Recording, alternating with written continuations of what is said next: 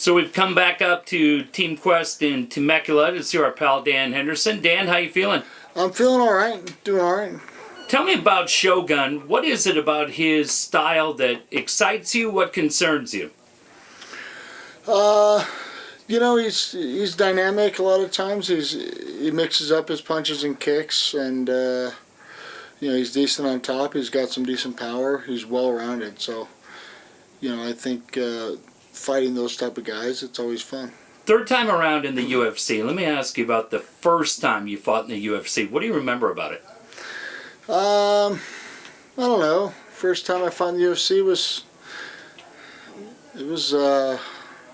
back in 1998. So it was a little while ago. But yeah, I think they've come a long way with organization and putting on fights. It was the old owners. It wasn't Zuffa, so.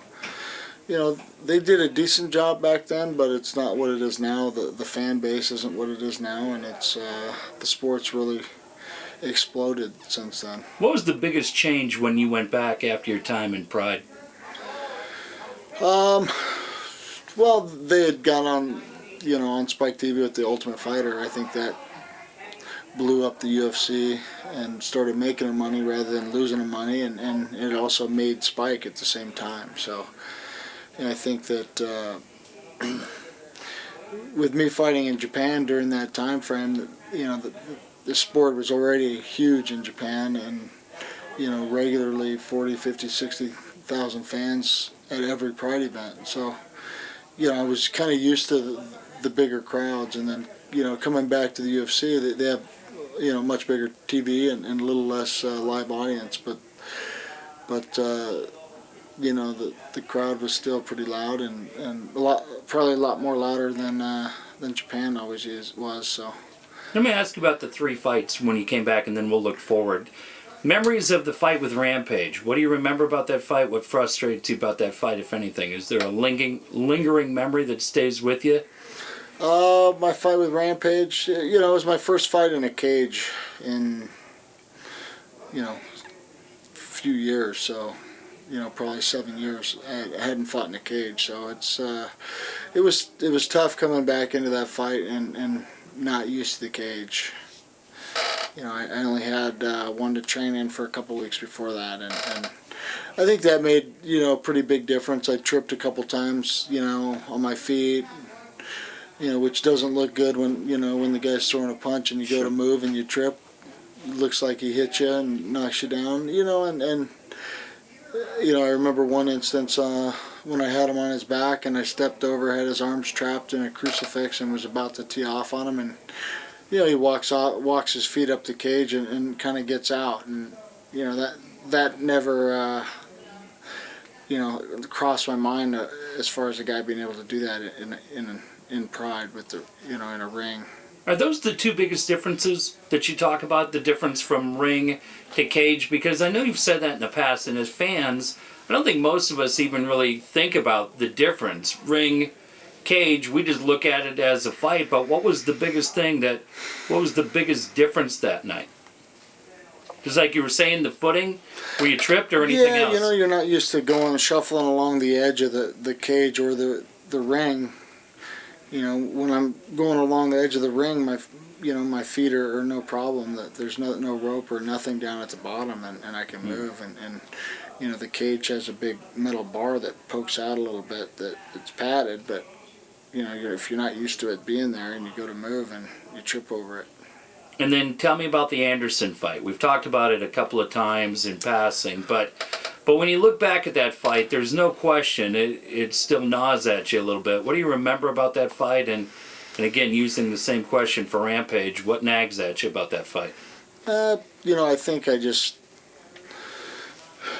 my body wasn't quite there that night. wasn't at 100%. I felt real flat that night, and against top guys, you can't afford to be flat. And, you can't expect to win tough fights, not at 100%.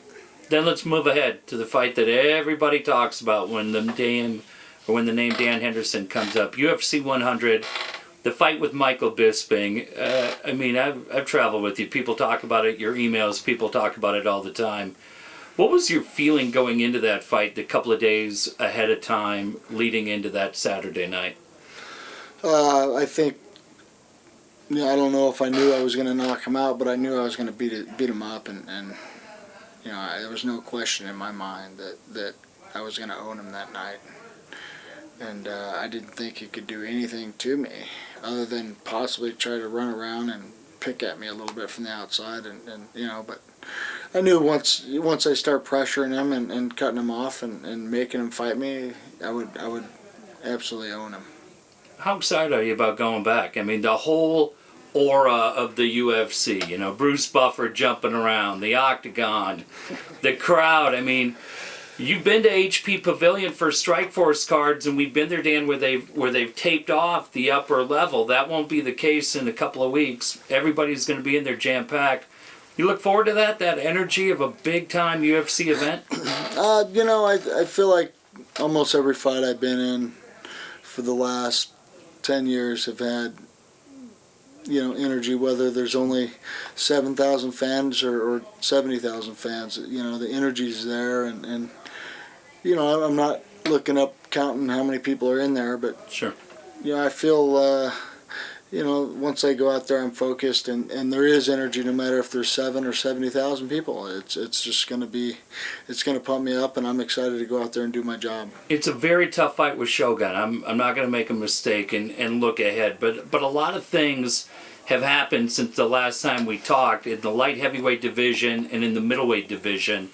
Let me start in the light heavyweight division, where we saw Rashad Evans unable to go because of that thumb injury. Lyoto Machida gets the call, UFC 140, to fight John Jones. Any sense of disappointment on your part that you didn't get the call to get that title shot in Toronto? I guess I was a little disappointed when I didn't get the chance to fight Jones.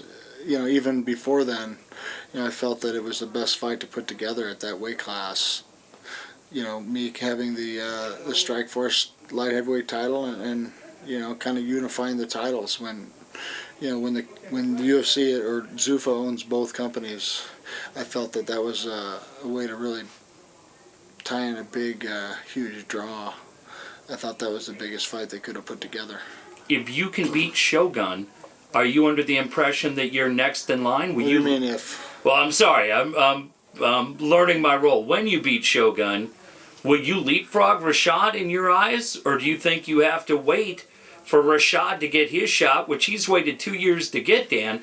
Do you feel like you'll have to wait behind Rashad, or can you leapfrog and fight the winner of that Jones-Machida fight? I don't know. I don't feel like I should have to wait to fight. Just, I think Rashad has had opportunities to fight. He just, unfortunately got hurt a couple times, and I think that's kind of the way it goes. You either fight injured or you kind of have to wait a little bit. All right, let's talk about the middleweight division. Down at UFC 136, Chael Sonnen, a guy you know well, did very, very well defeating Brian Stann and had the crowd in Houston going bananas afterwards, where he gets the microphone and he calls out Anderson Silva sitting there at ringside. There's been talk that Anderson Silva could face Chael Sonnen on the Super Bowl card, which would be around February. How does that work with your time frame? Is that okay with you? Or if you defeat Shogun, would you like a shot at Silva?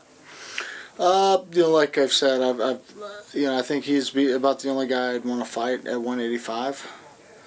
And if they put that fight together, that'd be great as well. And I'd love to fight right around that Super Bowl time.